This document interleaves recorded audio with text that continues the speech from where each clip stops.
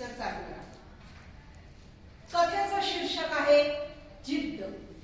बारामतीच्या प्लॅटफॉर्मवर एक वयस्कर जोडपं लताबाई करे आणि भगवान करे आपल्या 15 वर्षाच्या मुलाला घेऊन उतरले. अफाट दारिद्र्य आणि भुकेनं कपाटीला गेलेलं पोट एवढंच त्यांच्यासोबत होतं. त्यांना 3 मुली आणि 1 मुलगा.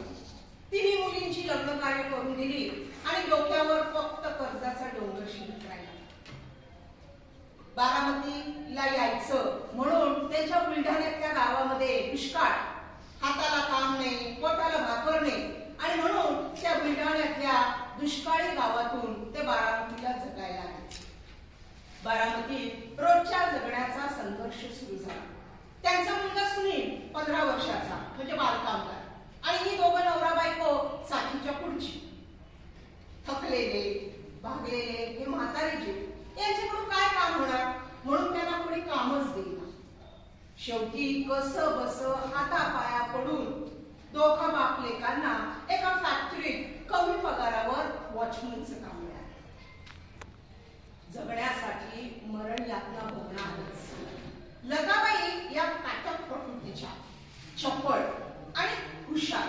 कुठलंही काम एकदा सांगितलं की पटकन त्यांच्या लक्षात बसायचं आणि त्यामुळे छोट्या मोठ्या फॅक्टरीत, वीटभट्टीवर, हॉटेलात त्या कोडे ते काम करायला तयार असायच्या. लताबाईचं एकच म्हणणं, महापोट जरी हातावर असलं तरी कुणापुढे हात पसरणे इतकं महामन लुळे पांगळं. गरिबीतही स्वाभिमान टिकून होती. एके दिवशी अशीच लताबाई संध्याकाळी कामावरून घरी आली. चुलीपाशी स्वयंपाकाच्या तयारी लागली.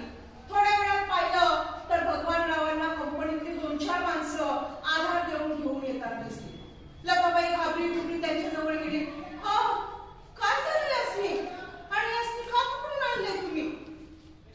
भगवानराव बायकोला धीर देत म्हणाले, उगं घाबरू नकोस, काय झालं नाही लते. आईच छातीत चमकल्यासारखं झालं. कंपनीवाल्यांनी हॉस्पिटलात नेलं, बरं वाटतं आता. भगवानराव बायकोला धीर द्यायला जरी म्हणत असले की उगाच चमकल्यासारखं झालं, पण खरी परिस्थिती जास्त कठीण. त्यांच्यासोबत आलेला कंपनीतला चंद्राप्पा म्हणाला, आजी आजोबांचं काय ऐकू नका. अहो त्यांना हार्ट अटॅक आलता. येळवर दवाखान्यात नेलं म्हणून बरं, नाहीतर नंतरच्या काळजीनं लताबाईला रडू कोसळलं. नवऱ्याजवळ जात त्यांना धीर देत म्हणाली, कशाला जीवाला भोर लावून घेताय हो या फाटक्या संसाराचा? मी अजून चिती आहे ना. आजपासून तुम्ही काळजी करायची. माझी आण आहे तुम्हासनी, मी आहे ना. होय बाय, काळजी करायची सोडली तरी हे संसाराचं बिकर बन जाईल. वय बिकर पण काय बोलता वय? अहो अजून तुकडं मागून जगायची येळ आली नाही आपल्यावर.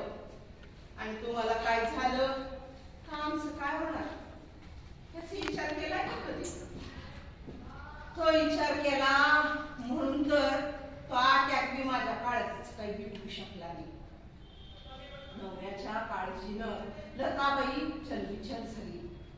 नवऱ्याच्या प्राणासाठी यमालाही भेटणाऱ्या सती सावित्रीची तिले नवऱ्याच्या उपचारासाठी कंबर कसून उभी राहिली. त्यांना डॉक्टरांकडे घेऊन गेली. डॉक्टरांनी तपासलं. डॉक्टर म्हणाले, आजी आजोबांचा MRI करावा लागेल. त्याच्यासाठी 5,000 रुपये तरी लागतील. 5,000 कुठून कसं आणायचं?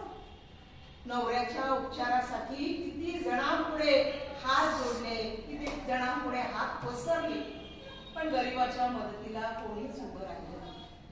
आजारी नवऱ्याला अंथरुणात खिळलेलं पाहताना तिचा जीव तिळतिळ तुटत होता. तिच्या डोक्यात एकच प्रश्न, 5,000 रुपये कुठून आणि कसे आणायचे? लताबाई एका बांधकाम साईटवर मजुरीचं काम करायचे. शिवाय एका कोचिंग क्लासमध्ये साफसफाईचं पण काम करायचे. त्या दिवशी क्लासमध्ये साफसफाई करताना टीव्हीवर तिने जाहिरात ऐकली. ज्येष्ठ नागरिक मॅरेथॉन स्पर्धा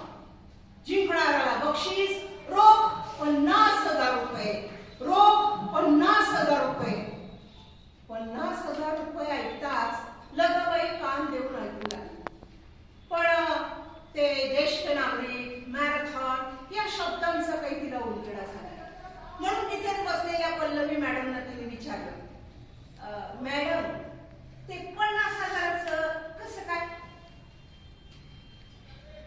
मॅडम म्हणाल्या, अहो आजी, आपल्या बारामतीतनं ज्येष्ठ नागरिकांची मॅरेथॉन स्पर्धा आहे आणि ती स्पर्धा जिंकणाऱ्याला रोख 50,000 रुपयाचं बक्षीस मिळणार. मॅरेथॉन? मॅरेथॉन? हो, मॅरेथॉन नाही, मॅरेथॉन. मॅरेथॉन म्हणजे धावण्याची, पळण्याची स्पर्धा. संसाराच्या जबाबदारीपासून दूर पडण्यापेक्षा संसारासाठी, आजारी नवऱ्याच्या उपचारासाठी पळायचं. हो, आपण पळायचं. लताबाईनं मनोमन ठरवलं. 2 वेळच्या भाकरीची तजवीज करणाऱ्या त्या कष्टकरी महिलेला कुठे धावण्याचा सराव करायला वेळ मिळणार?